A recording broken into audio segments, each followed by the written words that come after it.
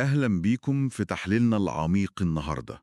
المصادر اللي معانا وبالذات كلام المهندس عبد الرحمن حسنين بتقدم فكرة بصراحة ممكن تغير كتير قوي.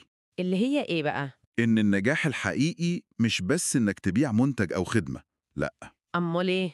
الفكرة إن الثقة تتبني الأول. زي ما المصدر بيقول بوضوح كده، النجاح الحقيقي هو إن الناس تثق فيك قبل ما يعرفوا أنت بتبيع إيه. دي نقطة مهمة فعلًا. مهمتنا بقى النهاردة نفهم ده بيحصل إزاي، وليه البيرسونال براند أو العلامة الشخصية دي بقت ضرورة. فعلًا الفكرة دي بتلمس حتّة حساسة أوي في زماننا ده، زمن الdigital وكده. أكيد.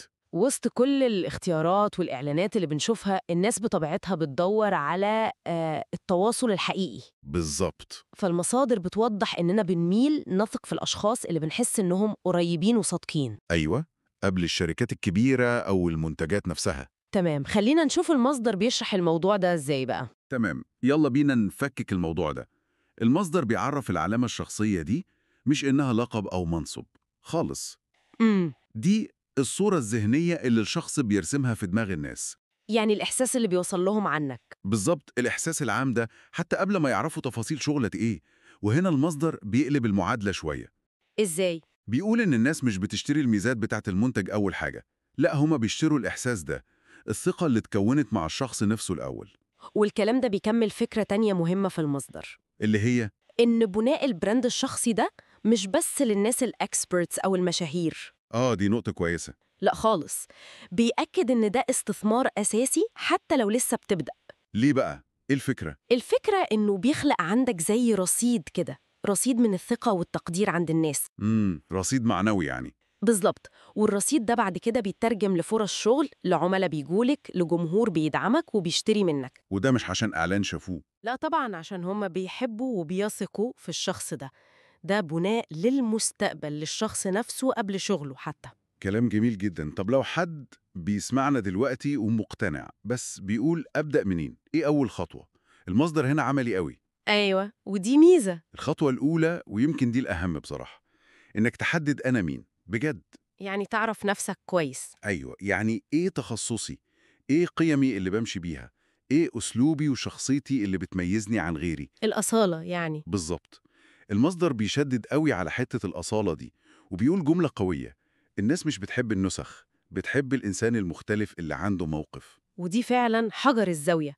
في عالم كله محتوى شبه بعضه، الأصالة دي هي اللي بتفرق. صح. الناس بتقدر قوي اللي بيتكلم بصوته الحقيقي بشخصيته. طيب الخطوة التانية اللي المصدر بيركز عليها، إيه هي؟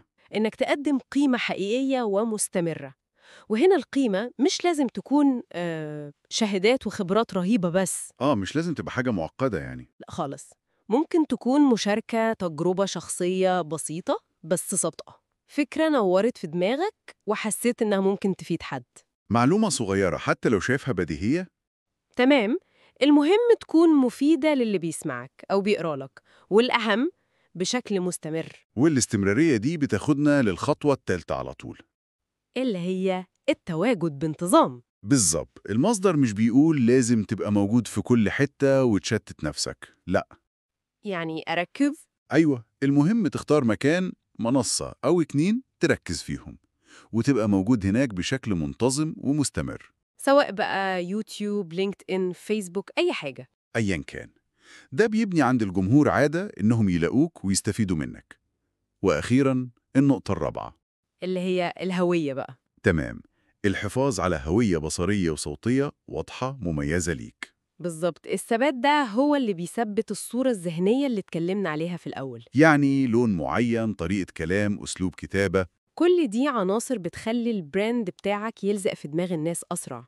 والكلام ده على فكرة مش نظري بس. لا طبعا، المصدر بيدينا مثال عملي في مجاله اللي هو التكنولوجيا والاتصالات بشكل مفتوح ومستمر. بهدف إنه يساعد الناس وينشر وعي، صح؟ تماما. ودي نقطة بتلخص كل اللي فات ده.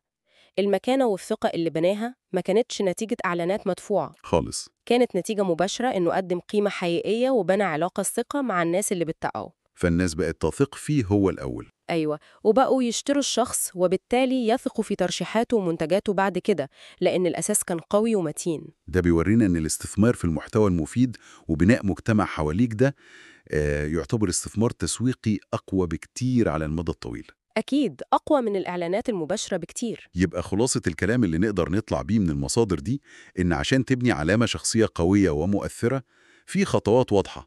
وأخيراً، حافظ على شكل وأسلوب يميزك عن غيرك، والمثال العملي بيقول إن الثقة دي هي رأس المال الحقيقي في العالم الرقمي. مش الفلوس اللي بتدفعها في الإعلانات. فعلا نقطة في منتهى الأهمية.